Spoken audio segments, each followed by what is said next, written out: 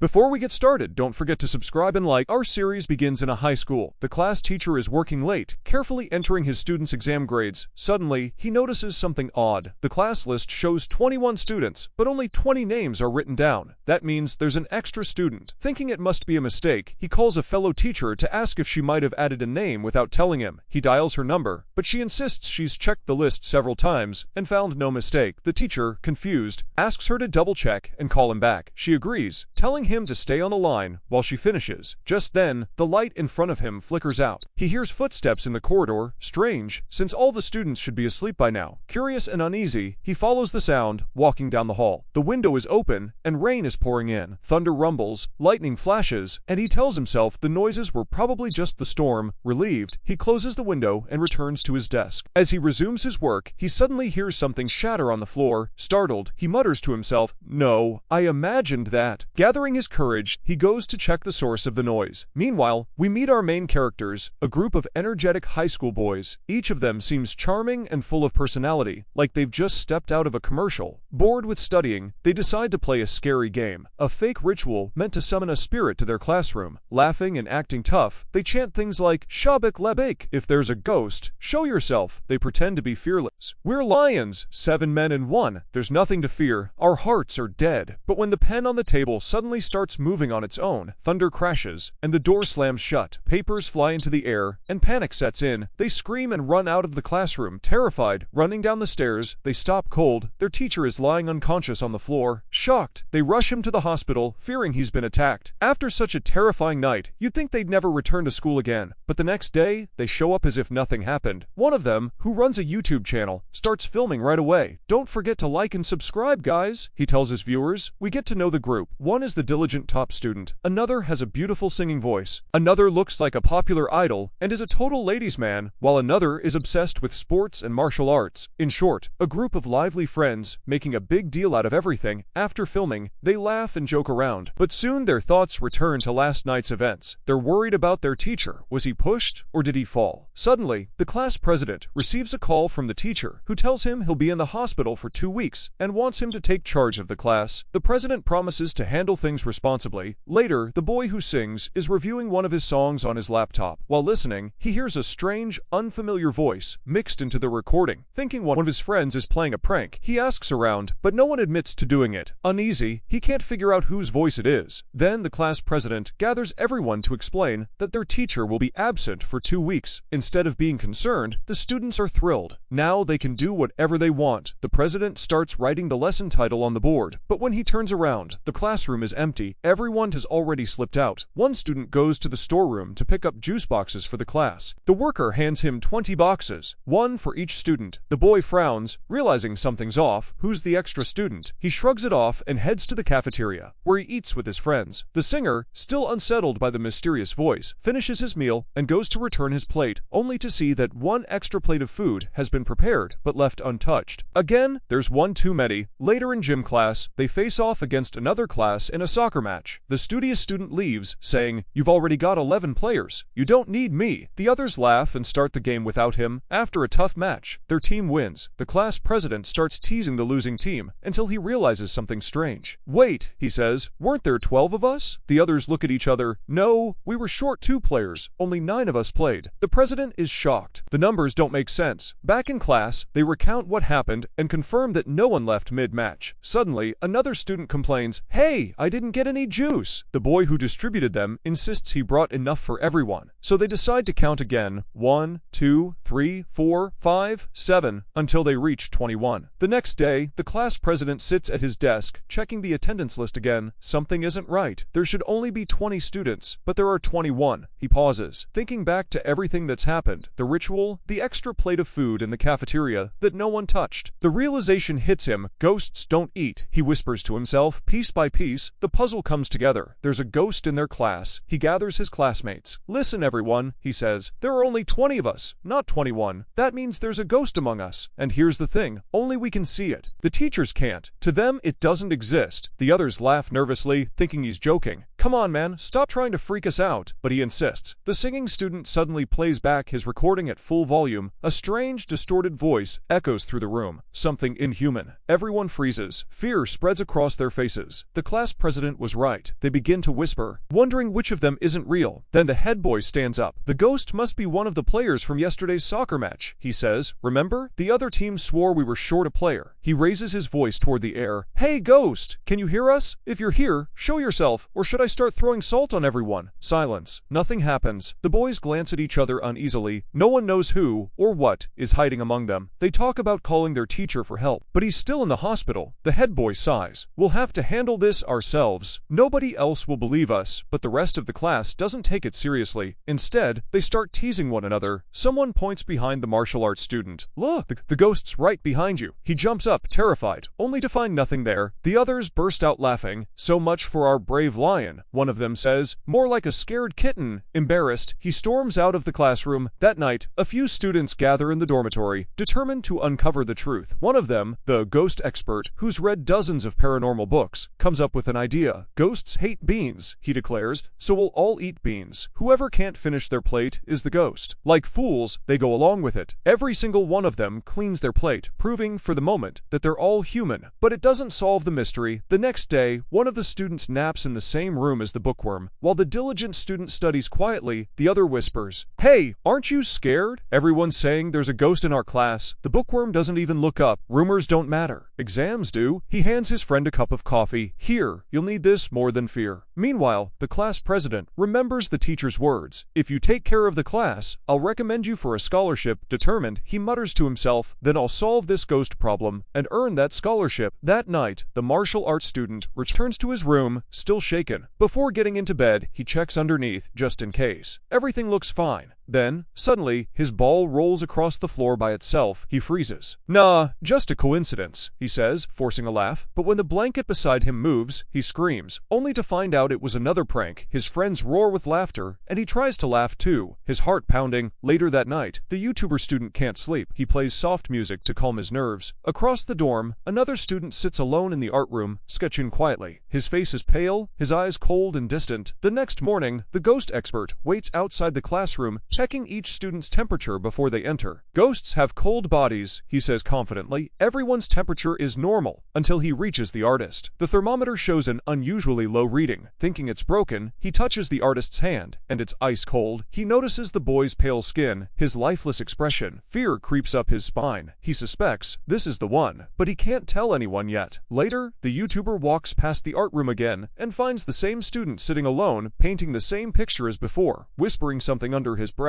It looks like a ritual. The YouTuber starts recording, planning to post it online. Back in class, the principal plays an educational video for them to study. But halfway through, a ghostly figure flashes across the screen. Everyone gasps. The martial arts student nearly jumps out of his chair, until one of the others bursts out laughing. "Gotcha! It was a prank." The bookworm snaps. "Enough! Exams are coming up. Stop wasting time with these stupid ghost stories." But no one believes him anymore. There are 21 students in the classroom, not 20. The ghost expert steps forward again. See you in the next part.